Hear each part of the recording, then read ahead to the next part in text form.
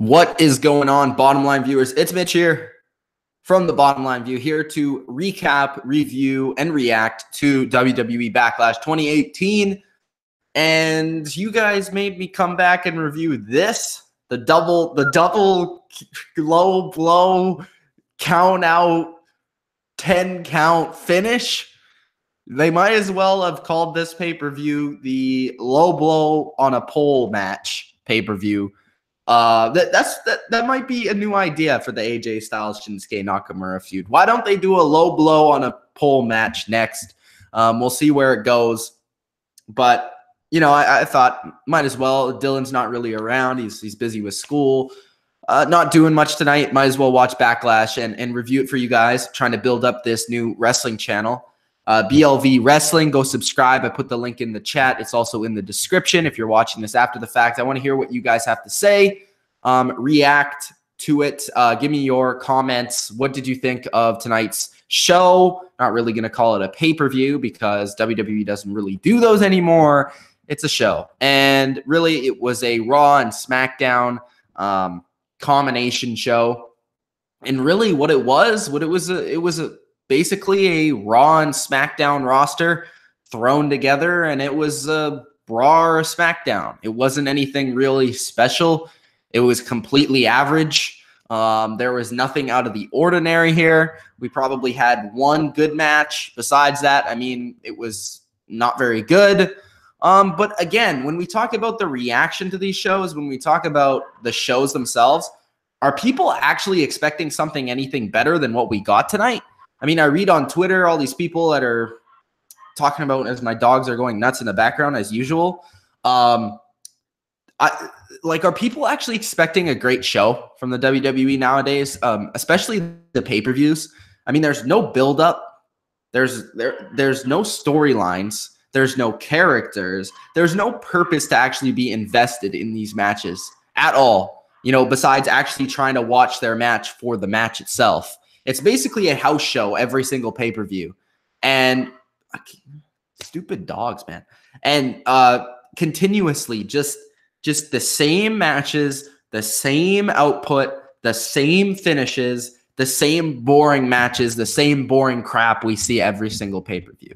And there's really not much to be said when it comes to that. And that's why I think Backlash, you know, sure, it wasn't a great pay-per-view. But why are people on Twitter going nuts about this pay-per-view not being good when what did you expect? I mean, did you expect something spectacular? Why would we expect anything spectacular from this company when they haven't done anything great in about at least 5 years?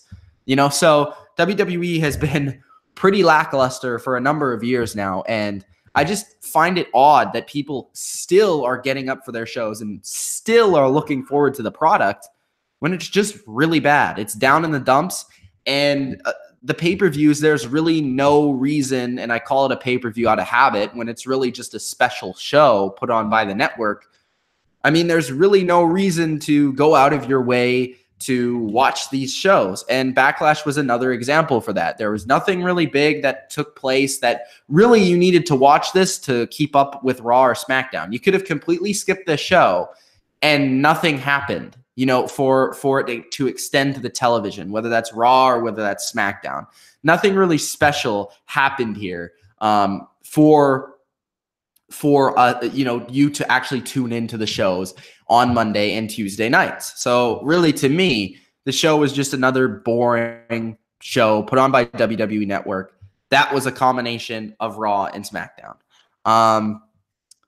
So let's just start off with the Intercontinental Championship match. Seth Rollins defeated The Miz. To me, this was the best match on the card, and it's kind of sadly it started the show. Usually a card starter or a show starter is supposed to electrify the fan base. It's supposed to get the fans going, but it's not necessarily supposed to be the match that leaves the biggest impact. And that was certainly the case for the IC match between Seth Rollins and The Miz. I thought this match was worked pretty well between the two guys. You know, it was exciting. They had a few good spots in there. The Miz, Seth Rollins, there's one spot, well, you know, Seth Rollins off the top rope hit that superplex, and then Miz reversed it into the skull-crushing finale. That was a really nice spot. Despite the continuous no-sell of the superplex in today's wrestling, still thought it was a good good moment and a good spot. Miz and Seth, I thought both did a really good job of selling each other's finishers and selling each other's moves. I really liked the moment between the two in the figure 4. That was a really good moment. You know, you actually felt like the Miz, you know, could have this on the ropes here with Seth Rollins. But at the end of the day, I mean, you knew who was going to win this match because of the way that the show is put out and the way that the rosters are made. Because Seth Rollins is on Raw.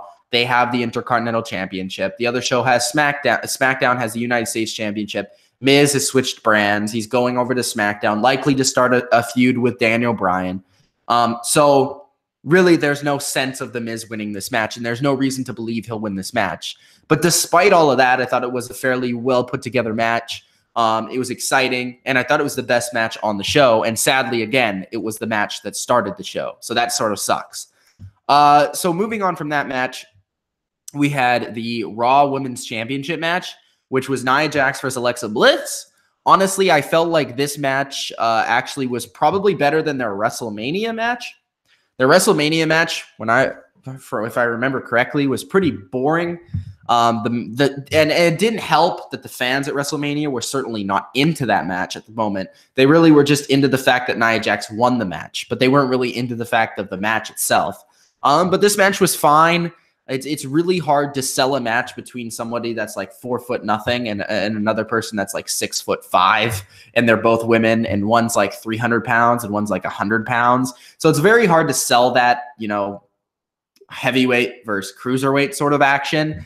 But I think Alexa Bliss, obviously, I've heard, and I haven't really been watching Raw or SmackDown recently, but I've heard that, you know, Alexa Bliss has been killing it, and I saw the promo packages. She did a really good job with the whole Disneyland thing. I thought there was an actual storyline to this match, so it was nice to see in the promo package that there was something going in this match. The whole bully thing, you know, Alexa Bliss making up the fact that, hey, Nia Jax was a bully to her, and Nia Jax was being bullied by Alexa Bliss. So there was a whole bully storyline to this that I think was at least respectable. Now, it wasn't great or anything, but at least it was something to get you invested in the match, to cheer for either side. Maybe you were, you know, cheering for Alexa Bliss because of her knocking out of the park the promo and just her whole side of the story about Nia Jax. Or maybe you were cheering for Nia Jax because she's the one that's being bullied, and maybe you're going for the whole thing that they're trying to sell with you can be anybody and be champion. And to me, it's really hard to also buy the side of the story for Nia Jax, because you're talking about somebody that's about 6 foot something tall. You're talking about somebody that's nearly 300 pounds, athletic. It doesn't really make sense that somebody that's 5'0" is going to pick on somebody that is the size of Nia Jax. So to me, although there's the sense of the social media and the verbal bullying, it still really doesn't make sense for someone that big to someone that small. It's a very far-fetched storyline, but at least there's a storyline nonetheless. As far as the match is concerned, I thought, it was better than the WrestleMania match. At least it kept you in the air on who was going to win. I felt like there was a chance that Alexa Bliss could win this match because, you know, they could kind of give Nia Jax her moment at WrestleMania and then take the title back with Alexa, because they do feel fairly strongly with her having the title. But yeah, it was a decent match overall. I didn't mind it. And you guys know I'm not a huge fan of women's wrestling, but I thought it was a decent match nonetheless. Katana is in the chat. He says this show was okay. Elias was the best thing on the show. I'll get to Elias in a little bit. I'm not exactly sure when Elias came on, but Katana, actually, if you could help me, when did Elias come on? And then I'll skip to that when we get there. He also says the Greatest Royal Rumble ruined Backlash as there was not enough time to build for Backlash. I feel like that's a little bit of an excuse, honestly, Katana, because I feel like the Greatest Royal Rumble had a lot of matches that really didn't have any build on it. Like, for example, John Cena and Triple H, Rusev and Undertaker had little to no build on the show. Sure, there were still matches that had build to the show, you know, Brock Lesnar, Roman Reigns, and all that stuff. But I feel like you could easily just extend it with a couple more weeks to Backlash. I understand what you mean. It sort of does take the light away from Backlash, but at the same time, they need to do a better job of building these storylines. Even at the Greatest Royal Rumble, we had no storylines for a lot of the matches.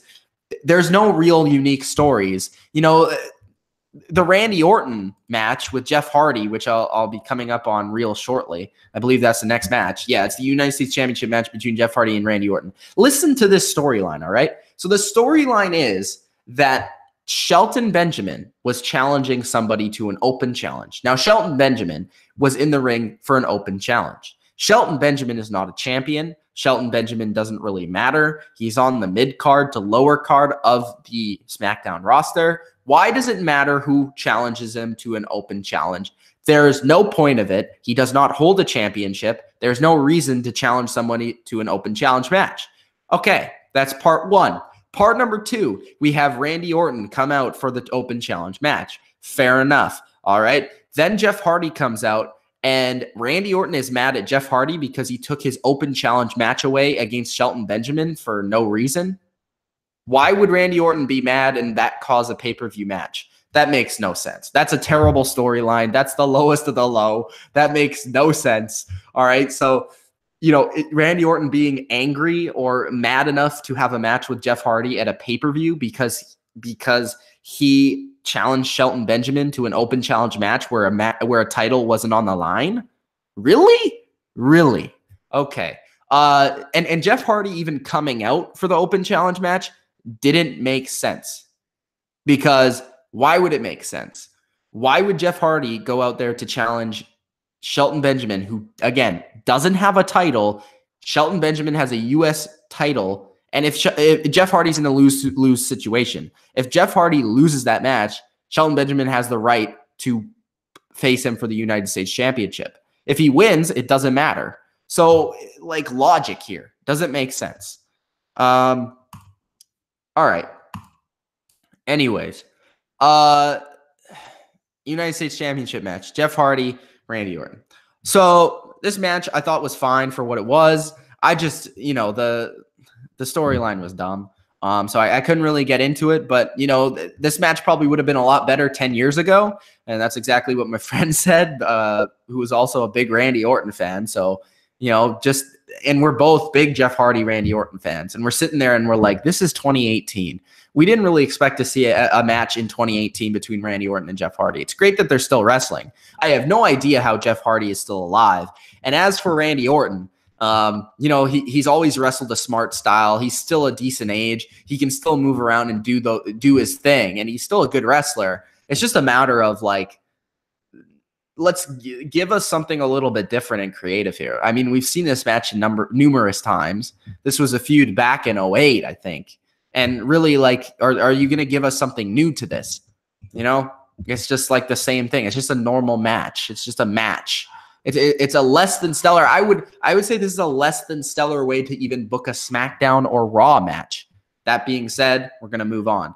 But Jeff Hardy does retain his title for the United States Championship. Elias was next after this match.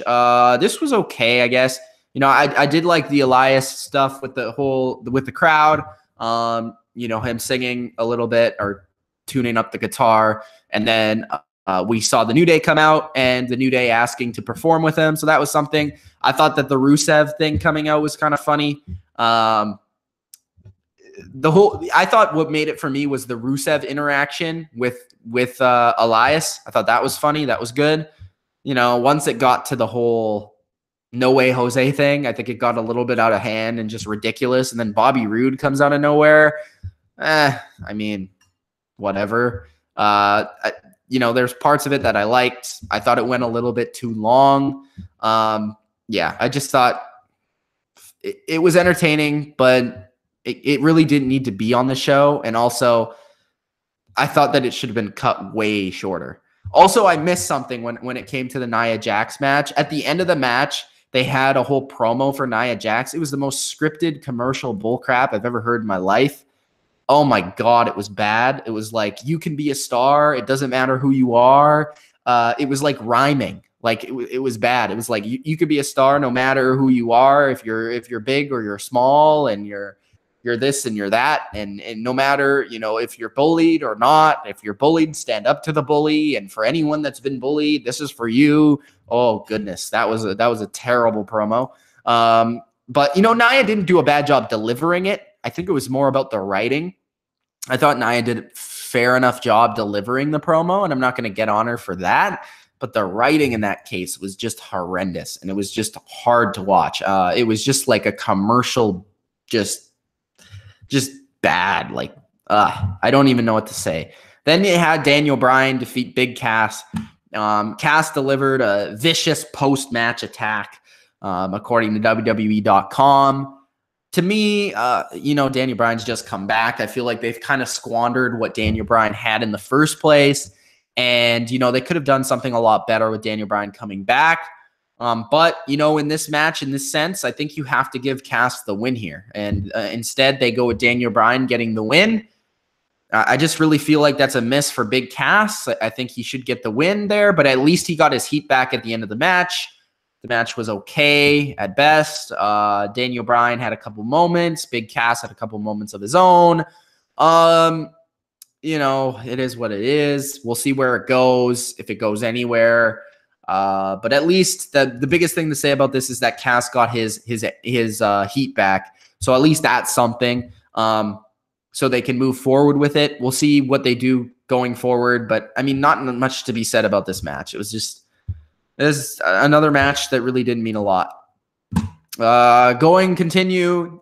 SmackDown Women's Championship match. Carmella defeated Charlotte Flair. Fine match. I thought Carmella did a pretty good job of just keeping, she's really good. Carmella's not the best worker, but I think she does a really good job with her, like her facial expressions and just, freaking out, like with her character in the ring. I've always kind of said that. I think she does, some people get annoyed with like her screaming and her talking in the match, but I actually feel like it drives me and intrigues me in the match and actually is entertaining in a way. And I think in this match where I did feel like they did kind of screw up the way that they booked the match. I felt like Charlotte, even though she's the face, should have had more of the dominant offense. I did probably expect an attack from the new boob job girls. I don't know Billy Kay and whatever the other one's name is, but I'm just going to call them the new boob job girls because they got a boob job like 2 weeks ago before they came on the roster. As for Carmella, it's nice seeing her champion. I probably wouldn't have given her Charlotte's championship because I felt like Charlotte, now there's two reasons for this. I think that I thought that Carmella probably should have just been transferred to Raw and then cash in the Money in the Bank there and take it away from, Alexa or from Nia. And I think that would have been good because you could have probably continued the bully storyline of Alexa and Nia with Carmella because that fits the character very well. And you could have freshened it up a little bit. You could have involved all three of them in there. So I would have maybe done that. And then you have on SmackDown, you probably could have continued with Charlotte. There's still a lot of women on SmackDown that you could have run with, and you probably could have transferred someone from Raw to SmackDown, maybe like a Mickie James, for example, and given her a little bit of a run. I don't know. So you could have done something there. But with Charlotte, I just felt like they kind of just snapped that title right away from her when she beat Asuka. And I thought that was a big win. She looked amazing in that match. That was a really good match at WrestleMania. And they just kind of stripped that title right away from her. I just didn't really feel like that was the right thing to do. But I mean, there's also another side of the story. Maybe they feel like Carmella could be made a star by being in a feud with Charlotte, even though there's not really much to it right now. They need to give us a little bit something here. But I think the match was fine. I do think that Charlotte, again, should have had more of the offense, just being the better worker, being able to carry the match a little bit more, would have been more effective, in my opinion. But Carmella did look strong. And she got the victory. It was a weird finish again. And even my friend Brett brought up just the fact that women's matches always have the weirdest finishes. It's like the most random move. It's a random DDT, a random kick to the face. They hit each other off the turnbuckle or whatever it may be. It's just a weird finish in women's matches. They'll hit like 3 finishers and then all of a sudden they'll do a roll up and it's the end of the match. Like just weird finishes for the women's division. I hope they change that. But that's just been a trend over the past few years that, he's noticed and I noticed as well. And I don't know, but match was okay. I'm not really going to complain about it. Didn't expect much else. I don't like Carmella because she's a great wrestler. I like Carmella because she's a good character and she's good on the mic. And, and that's why I should like her more than anything.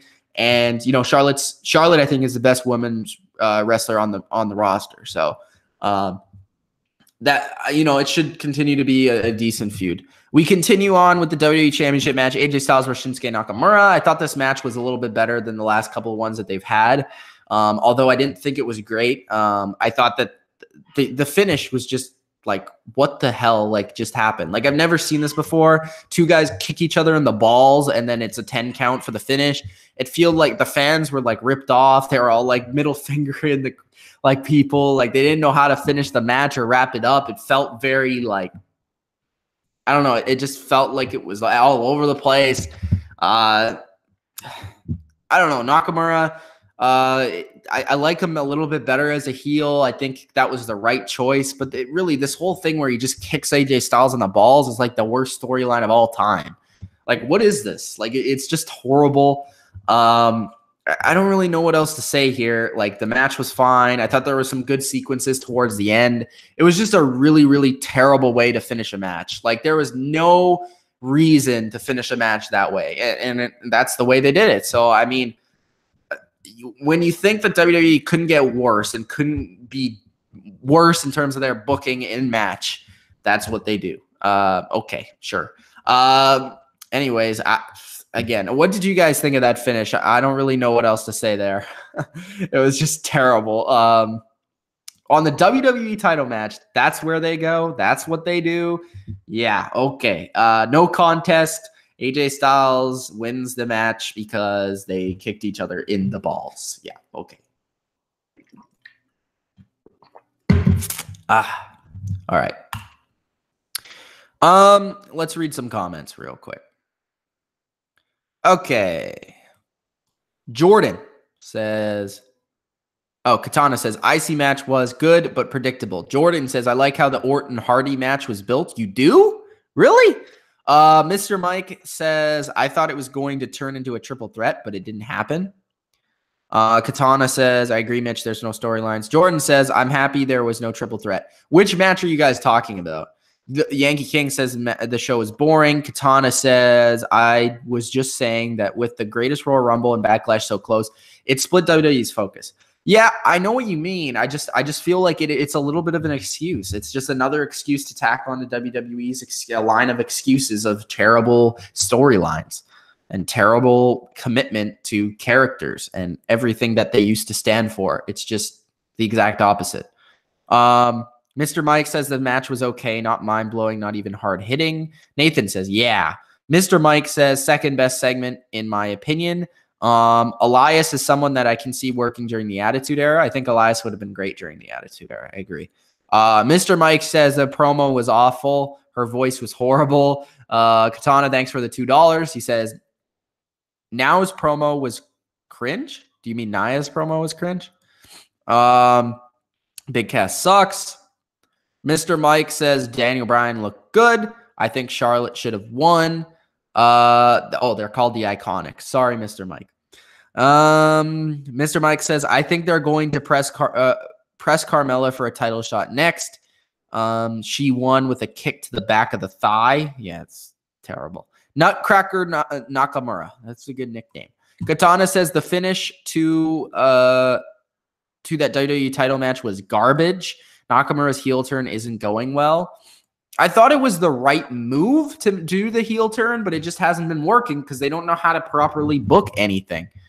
They were going to do Hardy versus Orton versus Benjamin. At least that would have made a little bit more sense, though. Like, I would have preferred that just because it would have made more sense. But, yeah. Little Yankee King says, Long Island Yankee King says, I love the Iconics.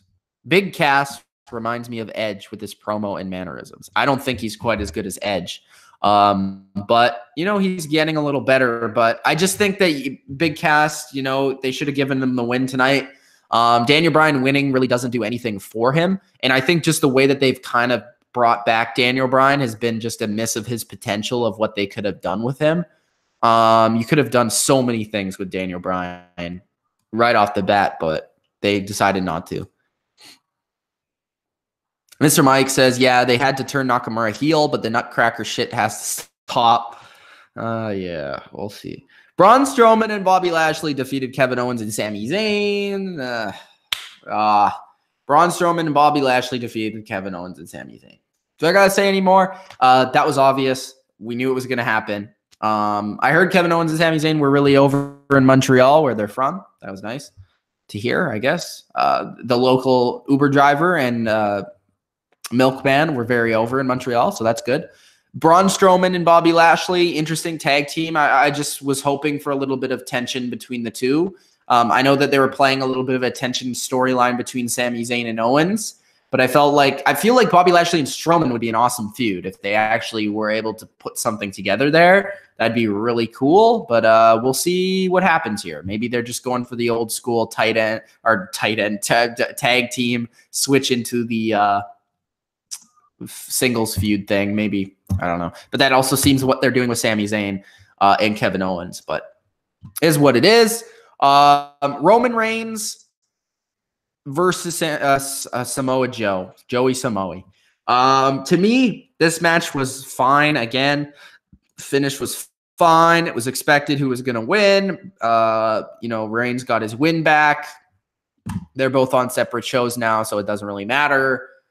Don't really understand why this was the main event. No real stakes to it. No real storyline besides a call out from Samoa Joe. Again, it's just like, why should I, if I'm on the East Coast, I'm on the West Coast, but if I was on the East Coast, this was 11 o'clock at night, why am I staying up on a Sunday night to watch Samoa Joe versus Roman Reigns? Those titles on the line, nothing important that's going to take place. And to me, that was the whole pay-per-view. There wasn't a single pay-per-view that was turned over to the opponent. There wasn't a single reason to tune into Raw. There wasn't a single reason to tune into SmackDown. There was nothing that happened on the show. It was basically a house show that was put on the WWE Network, which is exactly what I said about the greatest Royal Rumble. Same thing. Don't really know what else to say. So really, guys, I don't really know what else to say, but I hope you guys enjoyed this recap. I'll read the remainder of the comments. It was a disappointing match, the main event, just from a match perspective. But like, why care? Like, why? Like, and you want fans to like Roman Reigns, and you're just throwing him out there with Samoa Joe, with no storyline, nothing to care for, no title on the line, nothing to care for. Why? Why should we care for Roman Reigns beating Samoa Joe? Why does it help Roman Reigns? Why does it help Samoa Joe? What does it do for Raw? What does it do for SmackDown? What does it do for me from an entertainment standpoint? Why am I watching this? I don't know, because you guys asked me to. And that's exactly why we're starting the Bottom Line View Wrestling channel. So if you guys haven't already, go subscribe to the Bottom Line View Wrestling channel. I left the link in the description of this video, as well as the top of the chat, the live chat. So you guys can go there and check it out. I'll post it again here. Just give me 1 second. But I think that you guys, will enjoy that channel. We're looking to do some good things over there, do some new creative things on that channel that we didn't do here in terms of wrestling content.